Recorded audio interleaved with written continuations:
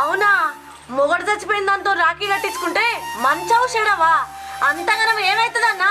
సావనైతే జావం కదా. గవ్వని నాకు తెలివే చెల్లే, నువ్వైతే ఫస్ట్ రాఖీ కడుదురా. నేను కట్టన్నా. రజని, నువ్వు గట్ల అనకు, అన్నకు రాఖీ కట్టు.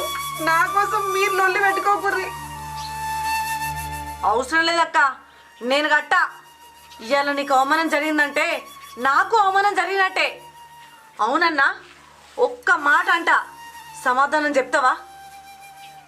నా మొగుడు కూడా చచ్చిపోయి నేను ముండవస్తే నన్ను కూడా గిట్లనే అనేటోనివా?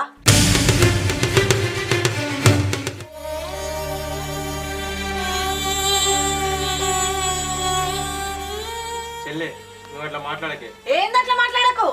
రాఖీ కట్టద్దు అనటంలే కదా. నా నోట్లకెళ్ళి ఒక్కసారి మాట వచ్చినందుకే చెల్లె అట్లా మాట్లాడకని మాట్లాడుతున్నావు.